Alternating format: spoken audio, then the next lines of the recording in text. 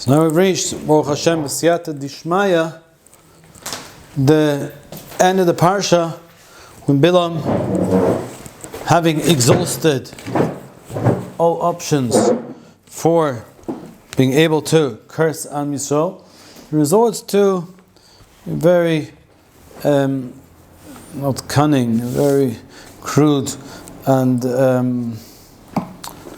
debased means for wreaking some form of spiritual havoc against Yisrael. And he says, they have this discussion, and Bilam says, I'm going returning to my people. I'm going to give you an eitzah. What? The eitzah will be what your people, what this people will do to you. Now if you look at the Psukim, as well, the pasuk itself is difficult. What this people will do to your people should be, the Gemara says, it should be what your people will do to this people. That's the eitzah the Bolok is looking for. What his people, Moav or Midian, will do to Am Yisrael. And Bilam says, what Am Yisrael will do to Midian or to Moav. So, and the Psukim themselves describe in actual fact what Klal Yisrael will do in the future times, how they will come and wreak vengeance and destruction. Basically, it's really a listing much. Obviously, each one with its own unique meaning and nuances, but very much it's about what's going to happen to the nations of the world in the future. How there will be wars, very much will be waged by Yisrael, who will ultimately triumph against the nations of the world, against all the various nations. Will destroy them. He says, Edom will be cast out because of Klal Yisrael. And Yisrael was given perhaps a privileged position because he did not defy, on the contrary, he enhanced, welcomed Am Yisrael.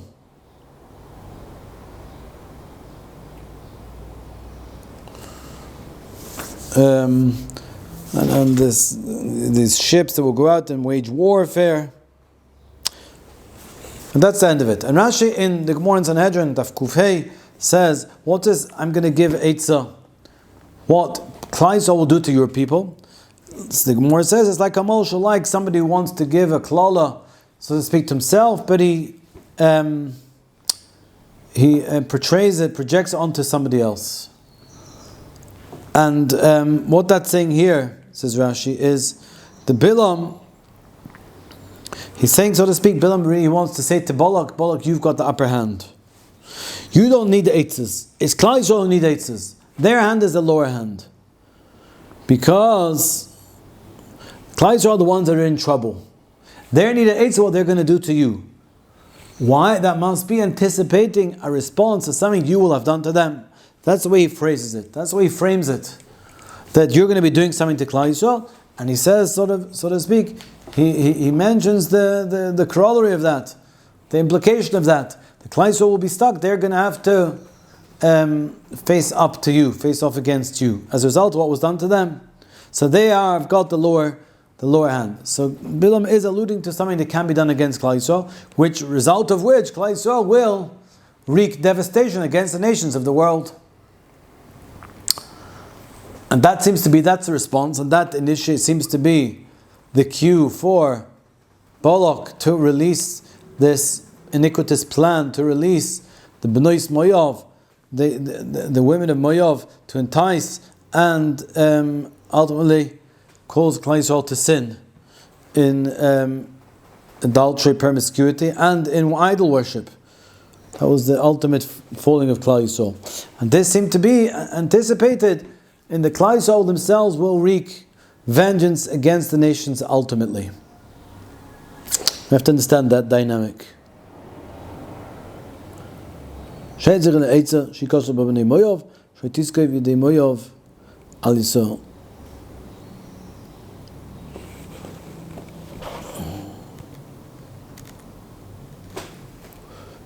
need an eitzah how they will they will respond to Moav, that they will not be attacked by Moav.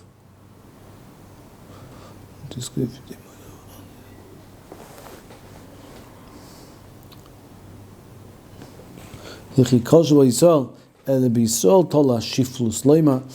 Shein sichin le'etza. They need an etza she koshu b'nei Moav in order to thwart Moav.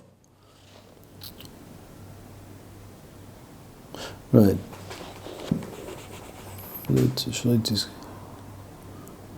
Okay, a little bit unclear. Well, and in response to this Eitzah, so what happened? The Gemara describes. So, with two perspectives here, two narratives. We'll do the Gemara and the Psukim. Let's start with the Psukim. It says, Vayeshu Yisrael b'Shittim, they dwelt in Shittim. Vayochel ha'om nisnoisa b'nois Moav. They started going astray with the b'nois Moav. And the Rosh already picks up, and the Gemara, we're going to see this in the Gemara, but the Rosh expands a little bit, that they were Vayesha b'Shittim. What's this Vayesha b'Shittim? Yisrael dwelt in Shittim. So he starts an introduction. How were Yisrael merited to be saved to be redeemed from Mitzrayim? How did they merit that? In the merit of three spiritual weapons and three spiritual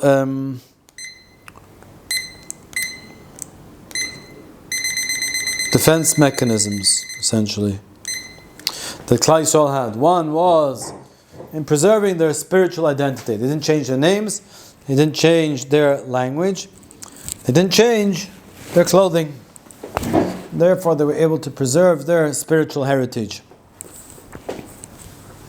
And as a result of that, Klal Yisrael were extremely successful in maintaining spiritual purity of the spiritual pedigree and inheritance. Because no one ever sinned. There was only one case with Shloimis where there was ever adultery or a relationship with the nations of the world, any form of incestuous relationship. Because they were successful in Gan and Na'ul, they were like a locked Gal No Main Chosum, locked wave, a locked fountain or well where no one could penetrate. These were the Basulos of Yisrael, the maidens of Yisrael. They were completely closed and not available for the nations of the world. That's how they preserved their their spiritual identity in Mitzrayim. There's only one case, like we said. And then he brings, in the same context, that brings in the same context, Vayochel ha'om, they started to sin. Loshen Genai, they sinned.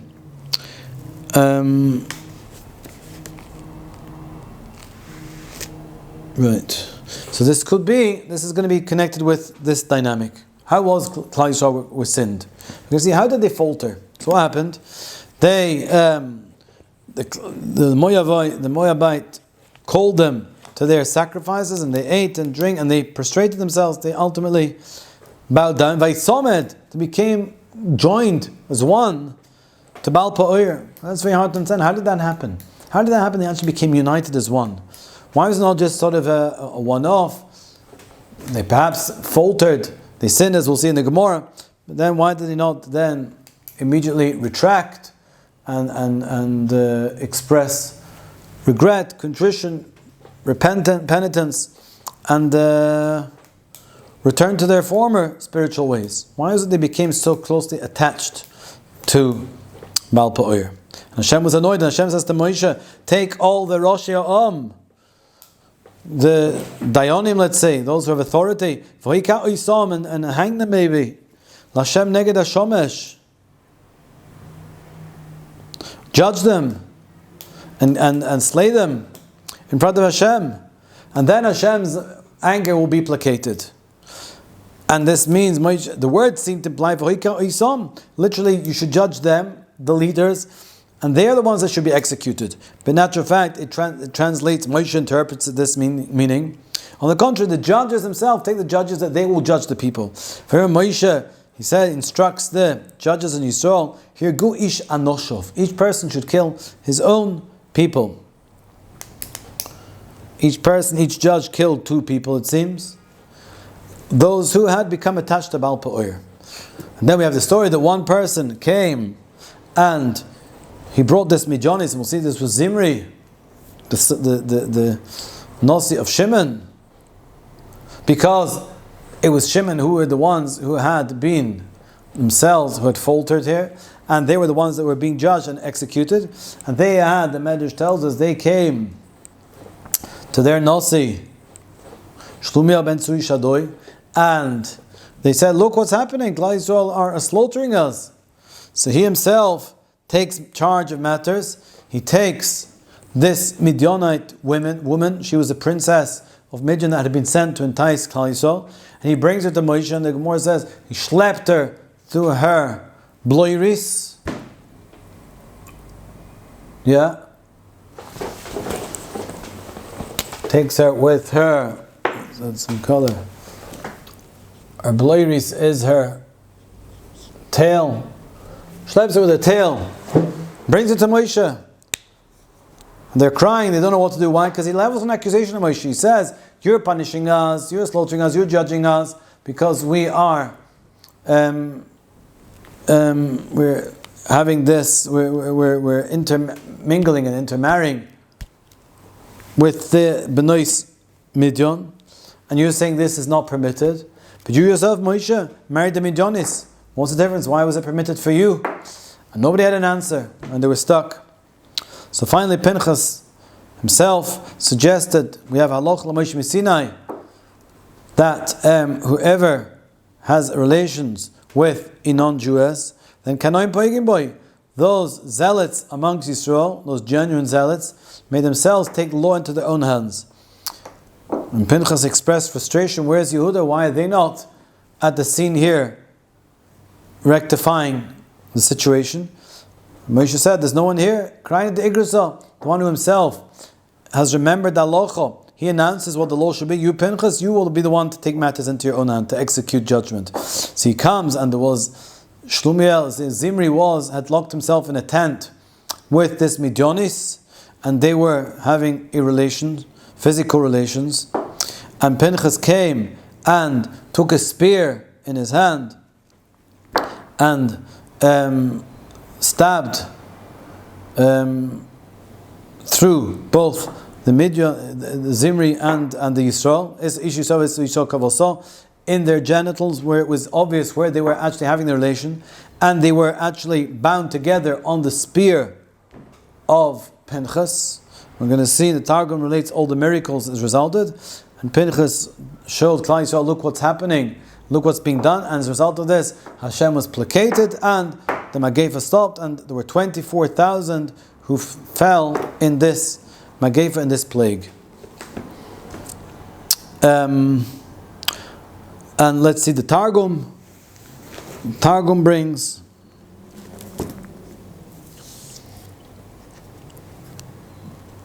he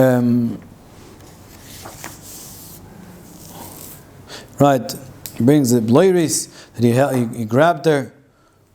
This was the Ishmi saw, this is the Nasi of Shimon. He grabbed her.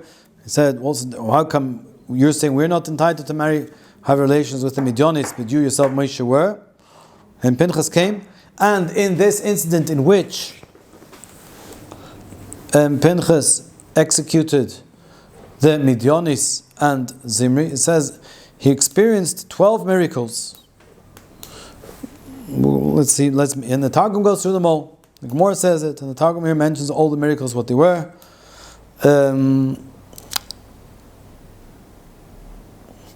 Firstness, that they should have separated. Upon Pinchas entering the tent, they should have separated themselves, and they didn't.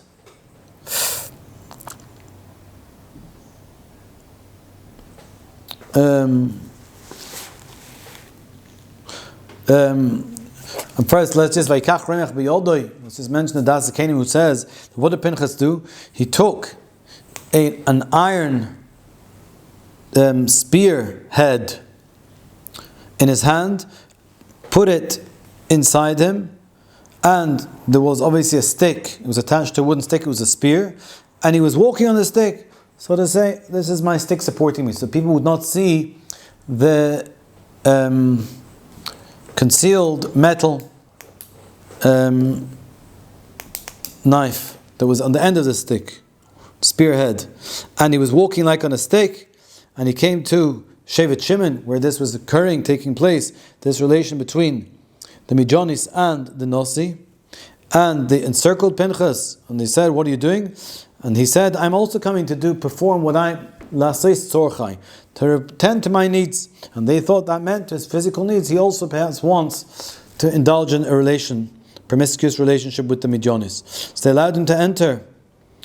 Otherwise, they would not have allowed him to enter. So what's it saying? What was this ruse that he was able to perform against Shimon, and somehow he was able to take them in? They believe that he's walking on this stick, that it's really a walking stick, and it's not a spear that's disguised actually to come and kill Zimri. Why did they not suspect? This is Pinchas, who perhaps has an ulterior motive. I was able to fool them. And the Nisim, the list of the 12 miracles, the first one was that they did not part. When Pinchas entered, perhaps Zimri and Cosby should perhaps have straight away separated, and they didn't. And had they separated, Pinchas would not have been entitled to have killed them, because they weren't actually Chai Misa. It was just a law that at the time if you catch them in the act, you're allowed to execute. And they didn't separate, therefore he was entitled. The second miracle, they didn't cry for help. Third miracle, that he was able to direct his spear against them, and in the limbs, in the precise place where they were conducting this relationship, he penetrated them right at that point. The fourth miracle, that the spear did not collapse, and that he was able to exit with them on the end of the spear, and he was able to carry them round the whole camp, and no one was able to stand up to him.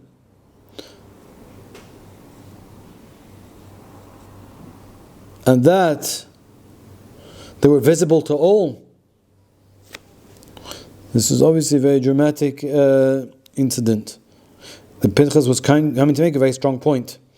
And then he brought them and threw them in front of Hashem and said, "Hashem, for these is everyone going to die? For these two people who were conducting this criminal, incestuous relationship, for that you're going to kill everyone?" What was the point he was making? This is very serious. They're enticing everyone else. And Hashem had mercy and the plague stopped. That's the Targum. Let's just see the Gemara briefly.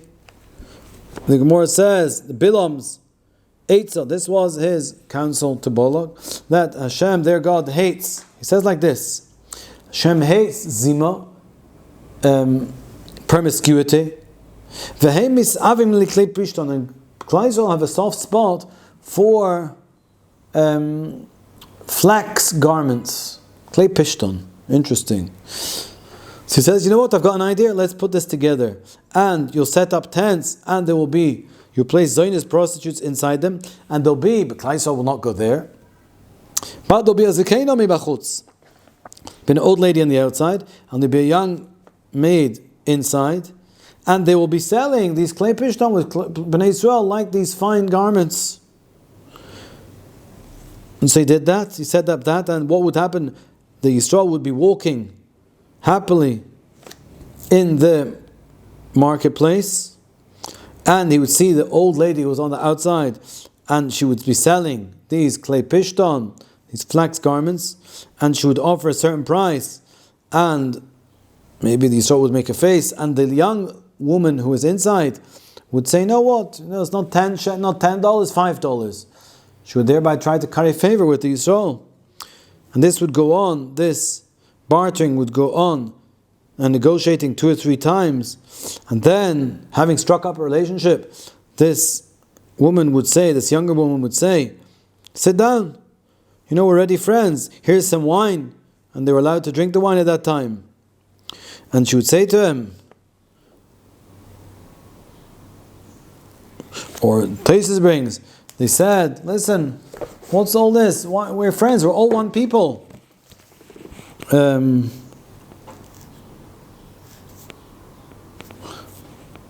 She would say to him, we're all one people, why are we fighting? Why can't we get on together? Can't remember who brings it. This is the Gemara.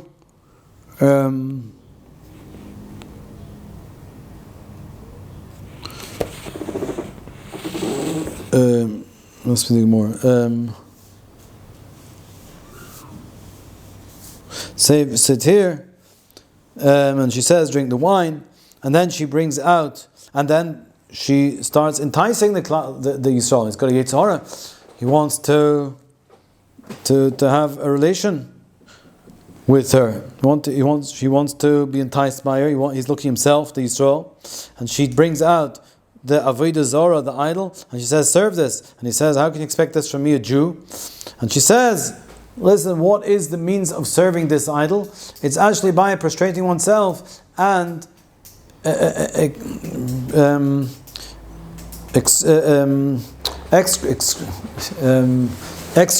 excreting over the idol, which is the most disrespectful form of service conceivable. That's all you have to do. Express your extreme disgust by pouring your excrement over Pa'or. That's the disgusting means of serving Pa'or. That's all you have to do. And he does not realize, in actual fact, that's the means of serving Pa'or. So what's going on? And she says, you know what, further, I'm not going to leave you until you actually deny the whole of Torah's Moshe.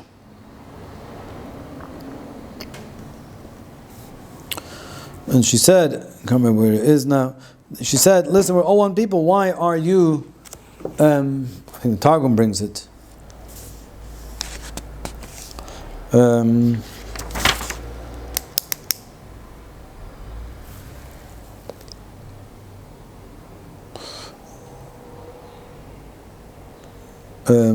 Okay, anyway. And as a result of that, they all fell. And this is Vayeshev, the Gemara brings, and the Rosh brings, Vayeshev Yisrael Bashitim.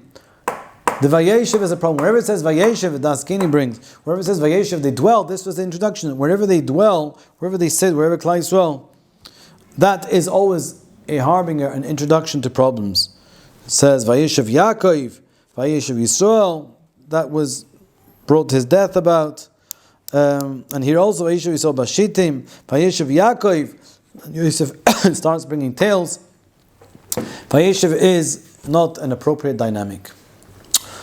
And we can maybe say this, maybe the Rosh can help us to understand this. The Rosh says that, like we said, Klal Yisrael were redeemed in the merit of that they kept their identity, their names, their language, their names, and they held on to their spiritual, cultural identity. And because that, none of them ever had ventured and ever lost their spiritual purity and never intermingled with the nations of the world, only on one occasion. And perhaps this is precisely because they were under such, Klal Yisrael, when they were in Mitzrayim, they were in exile, they were so spiritually challenged and compromised and at risk, that had they not so fervently held on to these basic sort of spiritual icons, their names, their language, their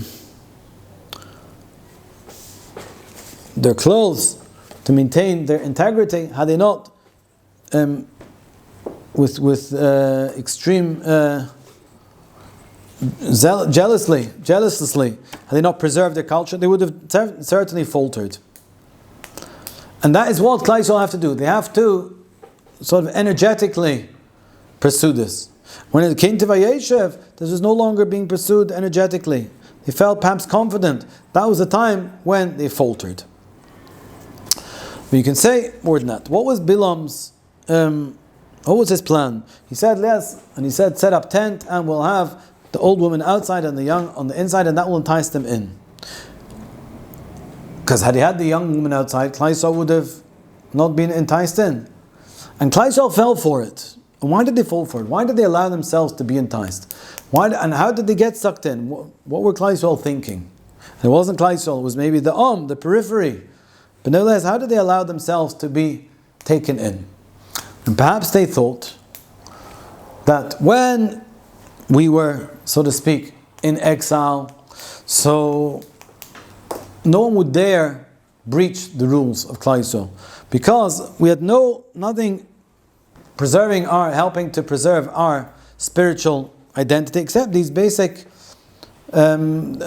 notions, our language, our clothes, maintaining our purity that way. But were anyone to, in any way, everyone knew that if anyone is not faithful to that tradition, then they're finished, because that's all that's keeping us here. However, perhaps Klal Yisrael, after 40 years in the Midbar, we're feeling spiritually fortified. We've been in the Mishkan, we've been with the Tzaddikim, we've been in the Midbar, we've been removed from all spiritual, all physical, material, cultural temptations. Therefore, we're spiritually completely fortified. We're safe. We can perhaps confront now the world and with confidence, knowing that we're not going to be enticed. You might say on the contrary. Some people would say it was a reaction. They had been pent up, their temptations for 40 years, that they were unable to control them. And given the first opportunity, they sort of lost control. But maybe I think the Rosh is saying that this Vayeshev, they were not again sort of vigorously pursuing their spiritual defenses. They felt, no, with confidence, we are Vayeshev Yisrael Bashitim, Vayochel. So you could say Vayochel is Vayochel. They've had, like they said, these 38 extra years where they've had spiritual fortification, that they've been able to strengthen themselves, and therefore they feel perhaps with confidence we can go out with confidence. Why? For these 38 years. These 38 years perhaps have fortified us. Now it's Vayeshev, we can confront them. And obviously they were wrong. And what was the error? So you could say like this. What was the right summit? We asked, how is it became so closely connected up with Midian, with Moav, with Baal Pa'or? Is it because they were appealing, this was a means of service through indulging in the most basic of human functionality, reproduction and elimination? And since that was the means for serving these idols, the Klal Yisrael sort of got carried away. It's not something you can ever stop. But I think we have to understand it better. It says that they took Klei Plishton. He said Klal Yisrael are misaver for Klei Plishton. They have a great love for Klei Plishton. What was this great love for Klei Plishton? For these types of begodim. So perhaps we could suggest like this. It wasn't just because they wanted to go in their finery and to be very regal and gracious on Shabbos, perhaps, to say we are the princes of Hashem. Might also be that they would use it for a spiritual means. But also perhaps, because there was a discussion here, he said, how can we serve Hashem? How can we serve your idols? And she said, all we're expecting from you is to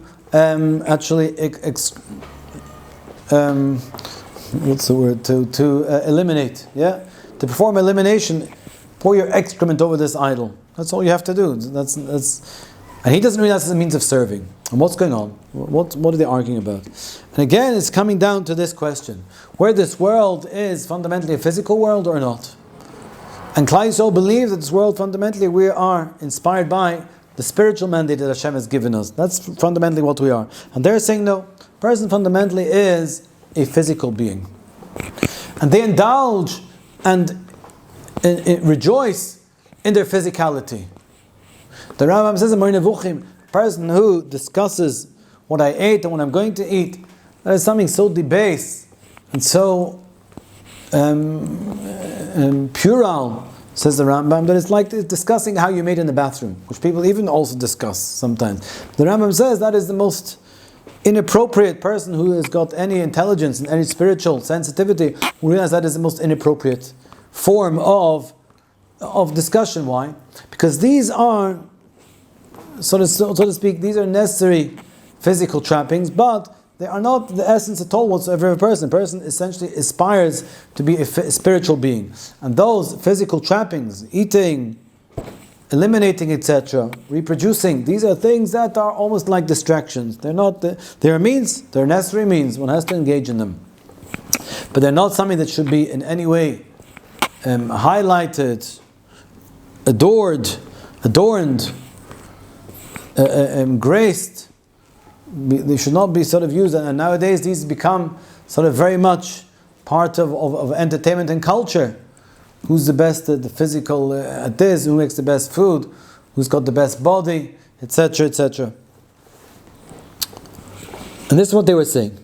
Adam, when he was created initially, was created on a spiritual level. Before he ate from the Eitz Hadas, he was also on the level that Klal Yisrael were on in the Midbar, that when they would eat, all the food would be absorbed into them, into their bodies. There would be no elimination, no excrement.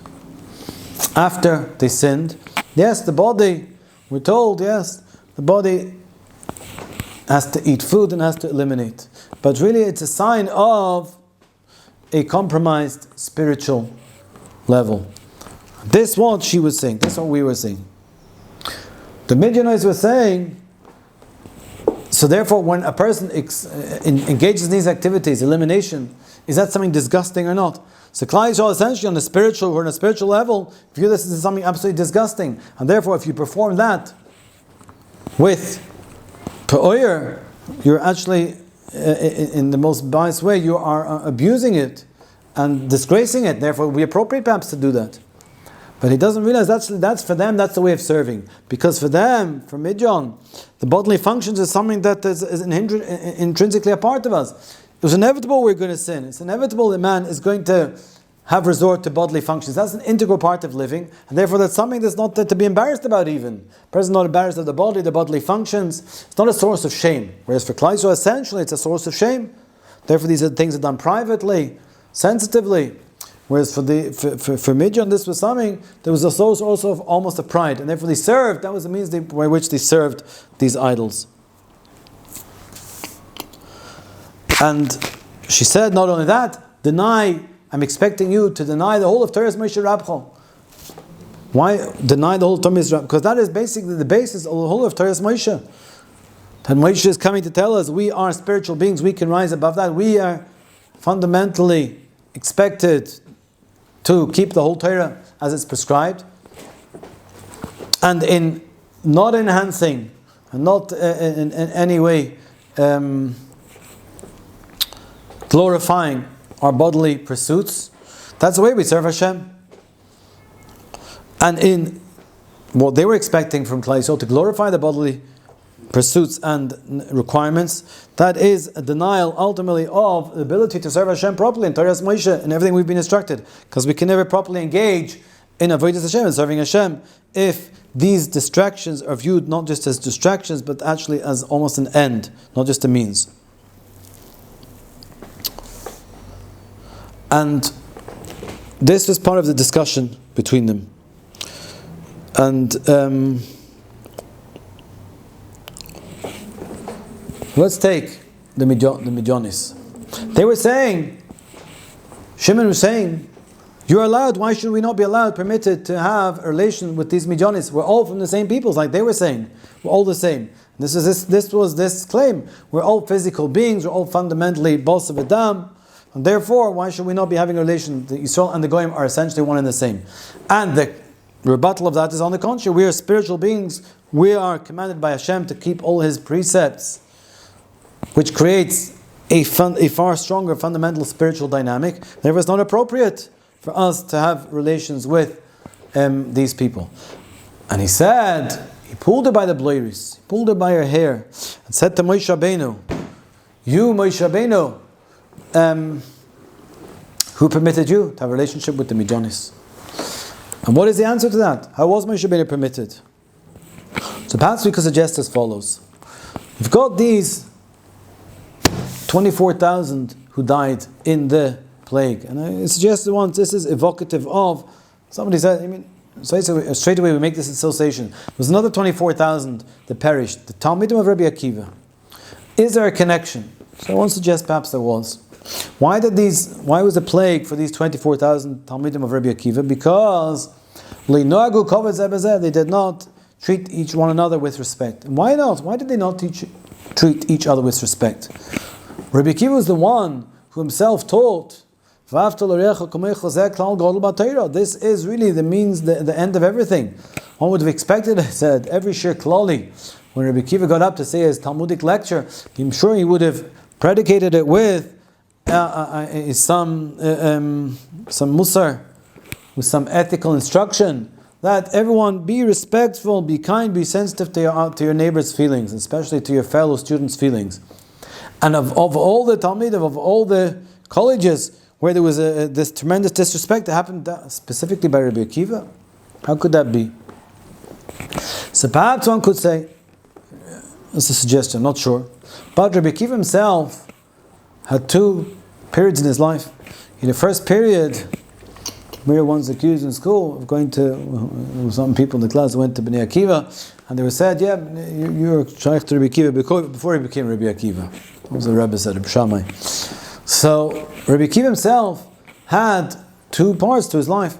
He had, before he came and learned, he himself was an antagonist against the rabbis, and he used to say that he viewed them with great scorn and disrespect, and he used to say, were I to encounter upon a rabbi, I would, I think, bite him like a chamoyer, I would break his bones.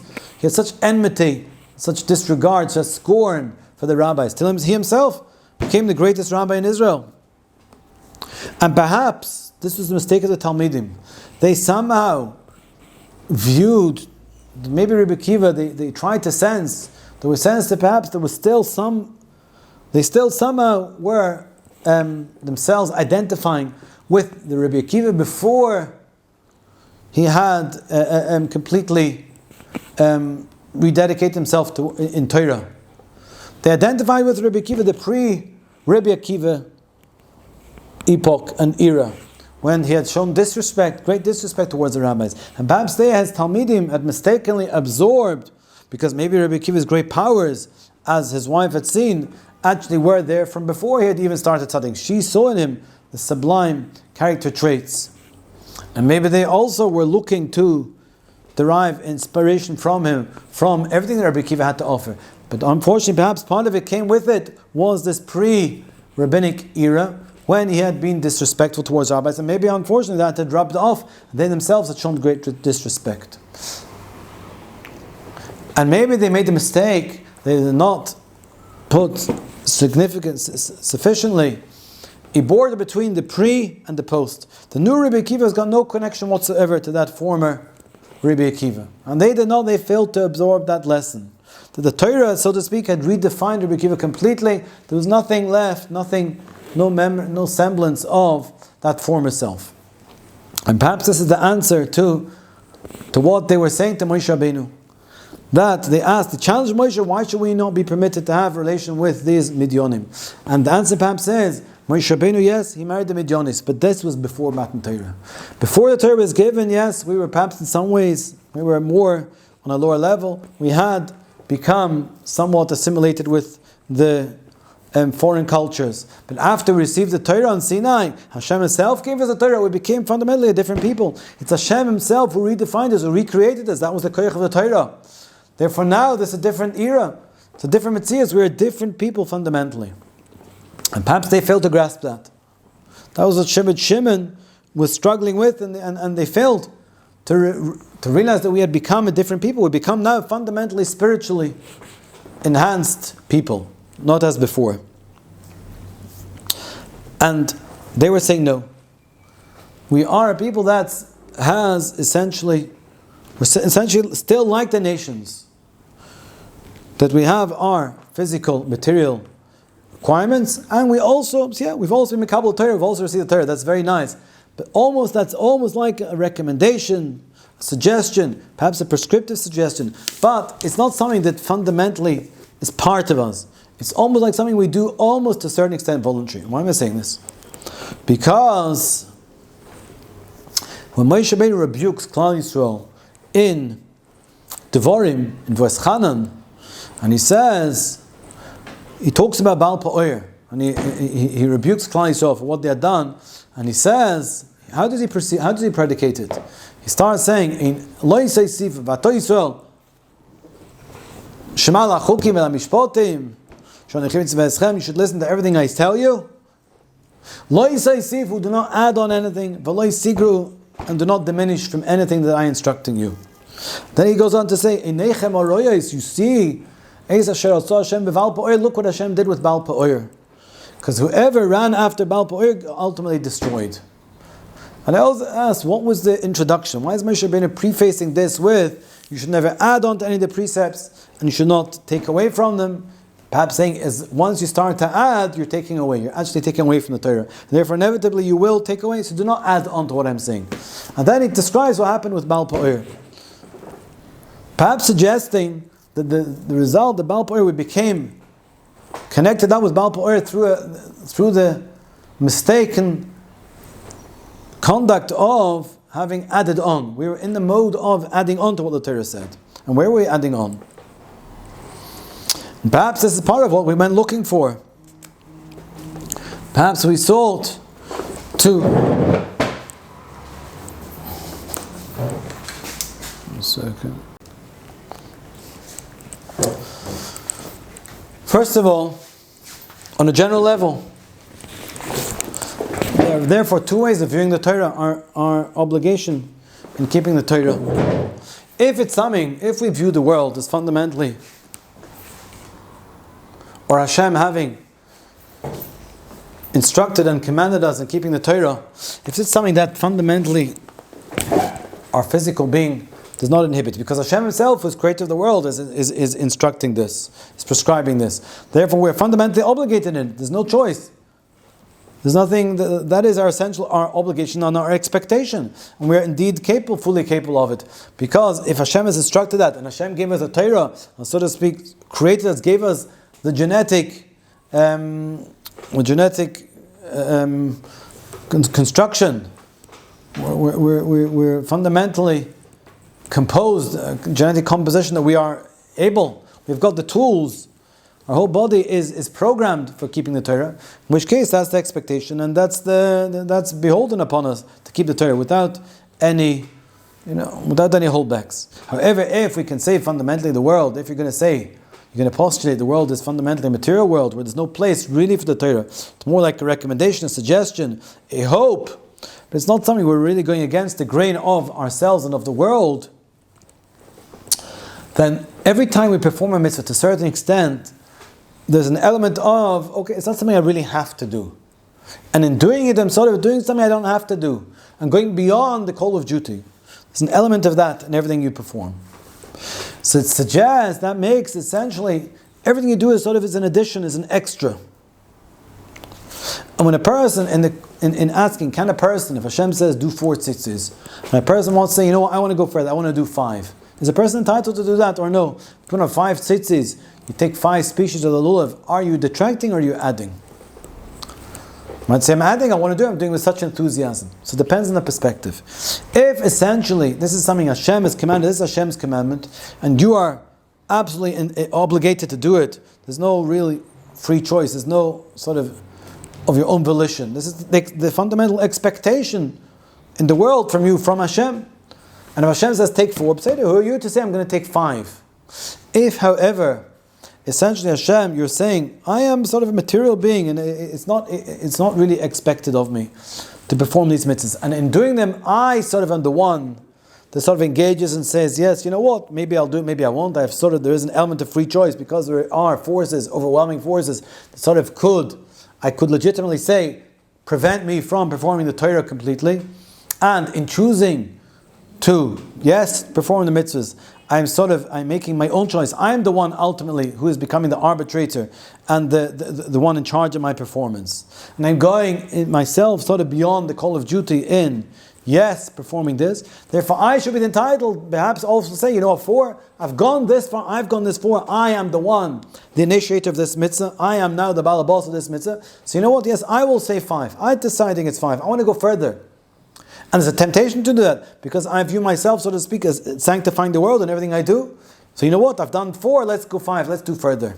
But in actual fact, that's completely counterproductive, because you're saying, you're making a fundamental statement that this is not something I'm fundamentally obligated to do. Therefore, loy sigru, in the end, you're going to become to detract therefrom. And Klal Yisrael, perhaps, this is the point.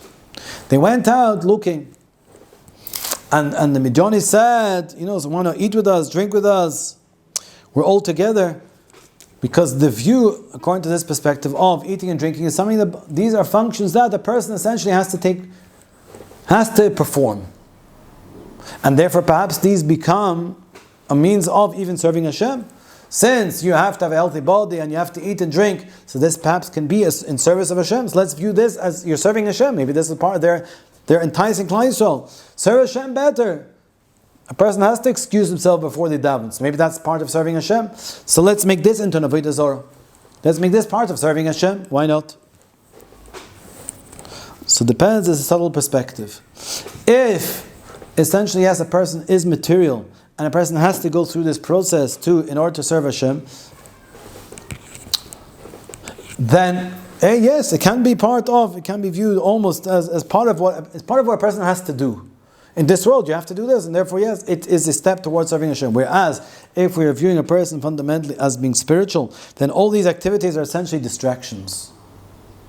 And therefore, if you come to make this the ikar, if you come to make this is actually an end, you're actually defying, you're perverting the true perspective of these activities.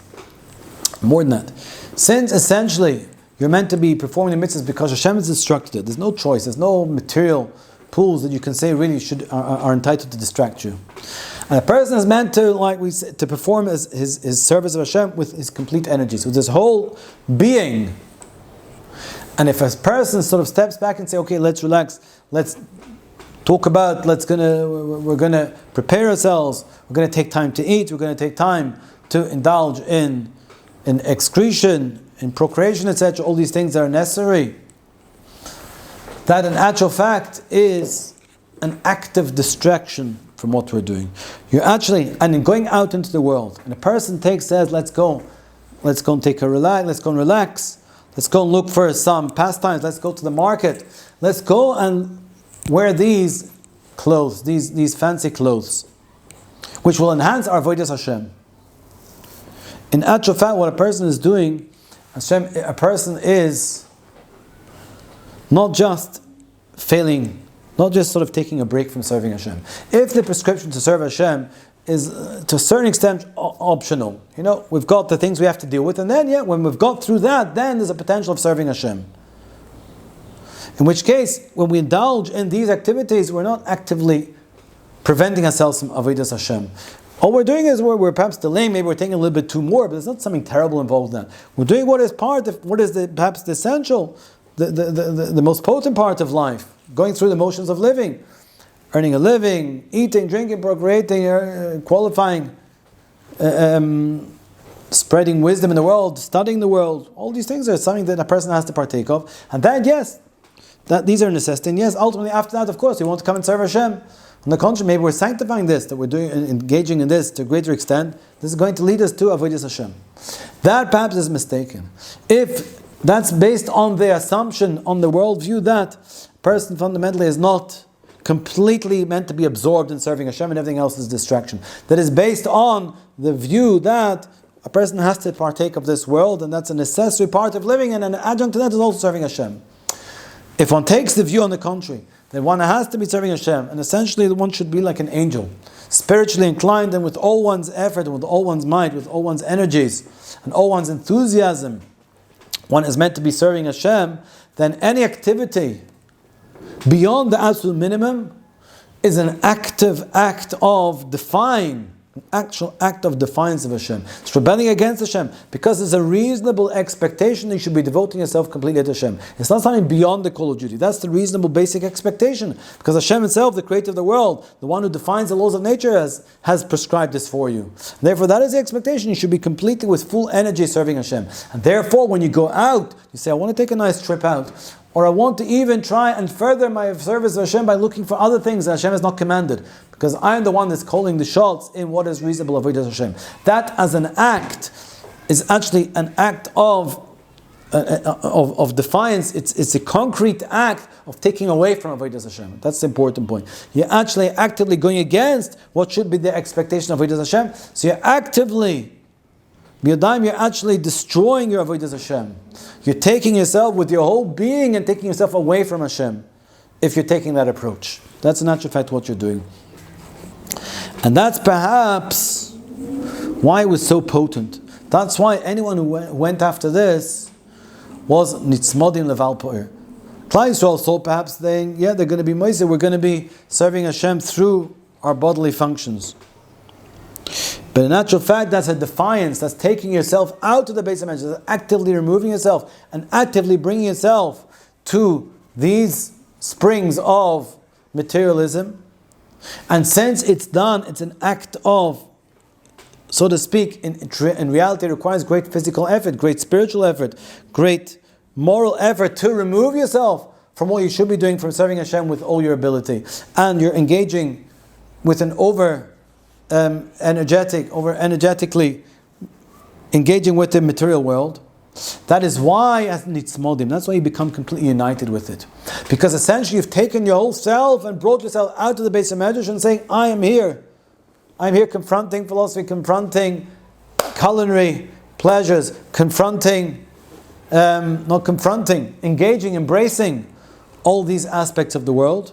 And since it's done with such strength, such vigor, as is necessary to take yourself out from what your spiritual calling really should be, therefore you actually unite yourself with them. You need small them, you become completely engrossed with them. Because of that reason, because of this subtle reason, you have in actual fact taken what a Jew should be doing, absorbing himself with Torah pursuits, and you have taken yourself out of that. Therefore, you actually, it's with such potency, you've aligned yourself and tied yourself up with that. And this, perhaps, is the point maybe the Medrash is making. What did Pinchas do? First of all, we forgot to say, Hirgu ish anoshov. How did Klal Yisrael come to this? Perhaps they also suggest they were in pursuit. And what was Zimri saying? Why did he schlep it? We said, why did he schlep with her bloiris? Schlepped it to Moshe with her bloiris. Because they were denying, Shevet Shimon were denying that essentially we are spiritual beings. They're saying, no, we essentially are meant to be partaking.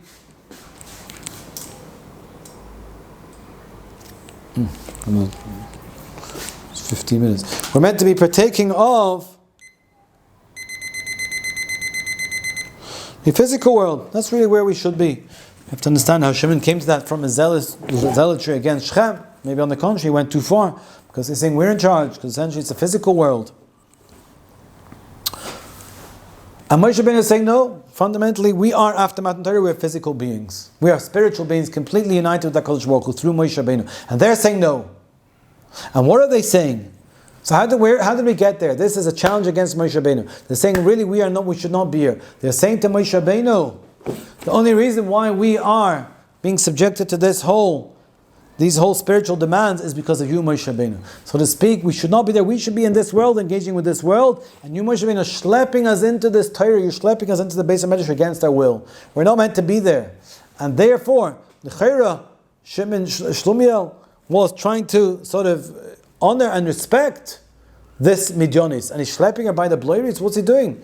He was coming to say, these are our comrades, these are our friends, we can engage with them. And he schleps it by the bloiris, because he's saying a Moshe, he's saying perhaps to Moshe Rabbeinu, this is what you are doing. You have forcibly pulled us out of the material world we are meant to be, and schlepped us into the base of Medrash 24/7 with all our faculties. This is beyond us.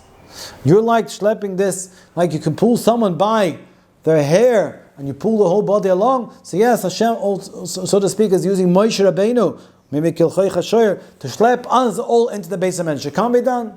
You, Moshe Rabbeinu, cannot pull us all in. It's not going to work. And maybe Klal Yisrael also, why did they falter? They went out, and we asked why they went out. Why did they not come back? Why the nitzmad lebal poyer? So we explained it from one aspect, that because the leaving itself was an act of defiance, an act of running away, running to embrace the foreign culture essentially. That's really in the pnimius of what they were doing, and therefore, yes, they became so strongly attached to it. And also, perhaps, why were they not able to return? They said, they perhaps told themselves, we're leaving the Mishkan, we're leaving the Machane, we'll go for a walk, but even if we see anything untoward happens, we're coming straight back to the Beis HaMedrash. We're coming back to Moshe Rabbeinu, the Shechina, the Mishkan. So why not? Why should we not? Why can we not rely on that? We'll come back to the Rebbe. We come to the Rebbe a few times a year, and then we go out in the yesteryear, spiritually fortified and protected, because we have this sort of spiritual defense mechanism with us the whole time. So maybe this was also part of the Moshe Rabbeinu's accusation against Klal Yisrael, where part of the fault lay that Moshe Rabbeinu could not directly infuse everyone with Torah, but he had representatives, there were teachers, there were judges in Yisrael, whom Yisrael had appointed, and each person had their own Rebbe, their own judge, and they perhaps were the ones that should have been giving spiritual fortification to Klal Yisrael. And Moshe Rabbeinu perhaps comes to them, it's your fault. Moshe, Hashem says, and Hashem is meramis to Moshe, he says, Kach es kol roshei ha'om, all those in authority, they're the ones that have to pay the price for this. Why? Because maybe they are responsible in some ways. Why?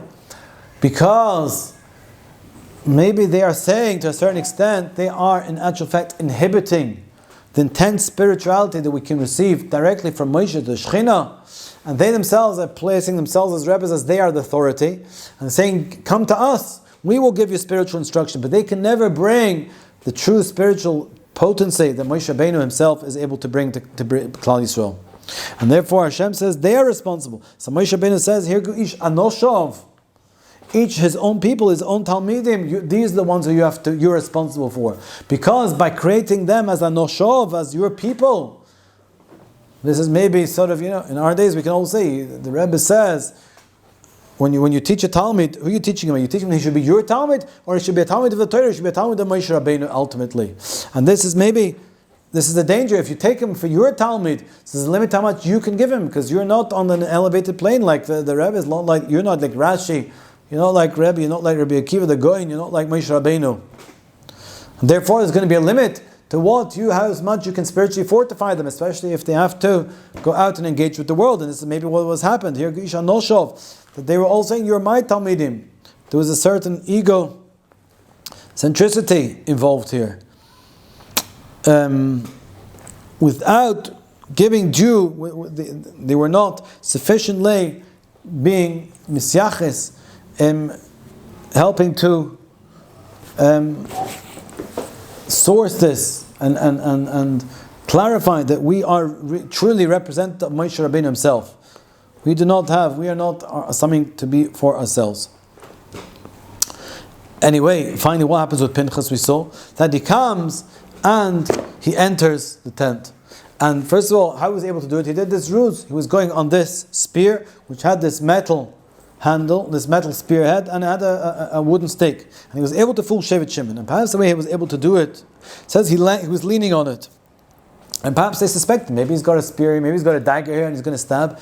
But Pinchas was leaning on it. And he was leaning on it perhaps with his whole weight. And he was leaning on the dagger. And that was the degree to which Pinchas perhaps was Moisei Nefesh. There was perhaps blood flowing from him. Or maybe, and they said, therefore, this cannot be a dagger here. There's obviously a walking stick. That's how they were convinced to let Pinchas to enter. And he said, why? He said, Las is tzrochov. I have my needs also to attend to. And they thought tzrochov means your material-based needs. And Pinchas says, no, my base needs are the base needs of Klal Yisrael, are the spiritual needs, that I have to restore the Torah, the primacy of Torah here. That is my base need. And maybe therefore, at this point, already Pinchas became somehow elevated beyond materialism, that he was able to penetrate him, the spear, without causing any damage whatsoever. At this point, he became ultimately the Malach, which was essentially what he was coming to say. The Klal Yisrael essentially are spiritual beings. Therefore, he was able to perform this mitzvah, this incredible mission. It's possible also that Roimach is Ramach Ivorov, yeah? Roimach is Meiresh Ches. Mei Reish Ches, which is from Yitzchok. Maybe he was inspired by Yitzchok, that the knife that had sought to penetrate Yitzchok, Hashem had stopped it. Therefore, Pinchas is saying, yes, I'm also coming. This knife will not penetrate me, as I am coming to save Mamish Am Yisrael. And what were the Nisim? He had 12 Nisim that were performed on his behalf. I always understood these 12 Nisim were perhaps, but this time I understood it differently. I also understood the 12 Nisim were, so to speak, Hashem was showing that yes, fundamentally this is what is Klal Yisrael. Hashem is inspiring Pinchas. It's not that in this discussion, this debate, who is right, Zimri or Pinchas? Are we fundamentally material? Are we fundamentally no? Are we zealots on behalf of Hashem, prosecuting His Torah in Klal Yisrael? And Hashem performs these 12 Nisim on behalf of Pinchas to say, yes, Pinchas is in the right. This is where Hashem is directing Am Yisrael. These are the laws of nature, so to speak. They are subservient to the mission of Pinchas. And therefore, everything adapted itself in order for Pinchas to succeed in his spiritual mission, to restore Klal Yisrael to their formative spiritual essence where they should be. But also more than that, many of the Nisim were that this couple, this Zimri and Cosby, did not separate. They stayed alive, they stayed together. When he entered, he was able to keep them joined together the whole time.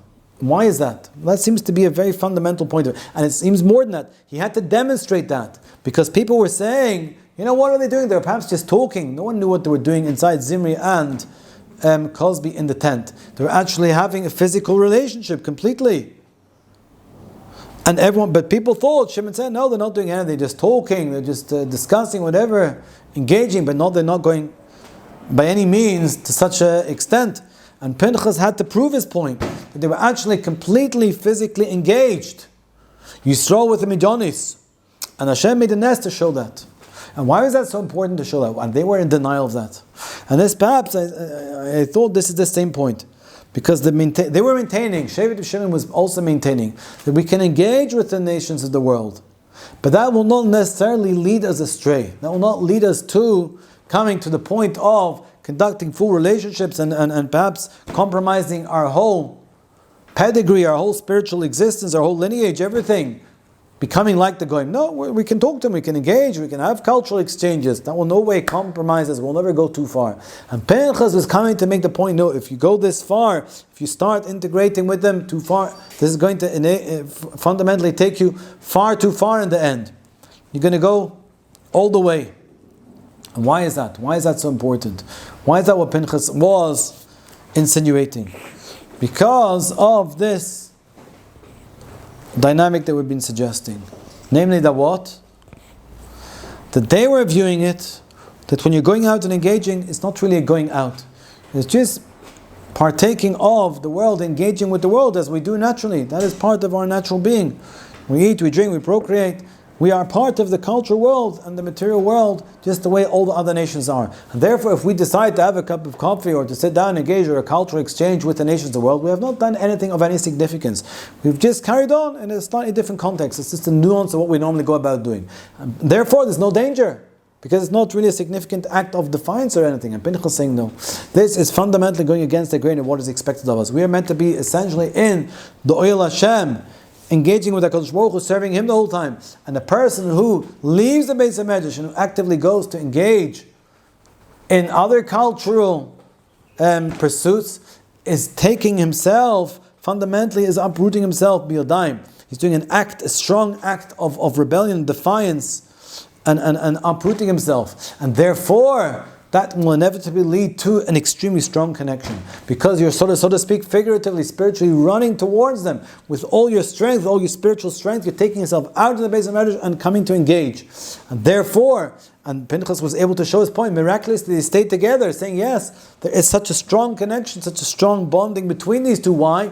Because Zimri has over energetically removed himself and brought himself run with all his gust and zest to embrace this culture exchange with Midian, and therefore as a result of that, yes, he has completely become overwhelmingly attached to them, like Tzomid Psil. And therefore Pinchas, in demonstrating a point, he was saying this is therefore any of this leaving and seeking to further ourselves with the outside world is essentially an act of defiance and rebellion that has to be put down. Therefore, Pinchas said, "This an act of rebellion. I have to put this down also with a defiant act of similar potency." That was the only way that he felt he was able to rectify the situation. We've said quite a lot of points. I hope this goes some way to explaining, and I hope I can be worthy of the message. I'm not sure if I am, but hopefully this can inspire me and everyone else to a greater dedication and fidelity, yes, to the values of the Torah, and not to seek to engage with the outside material world. There are other points, but I think I'll leave it here for the moment. B'siyat Dishmaya.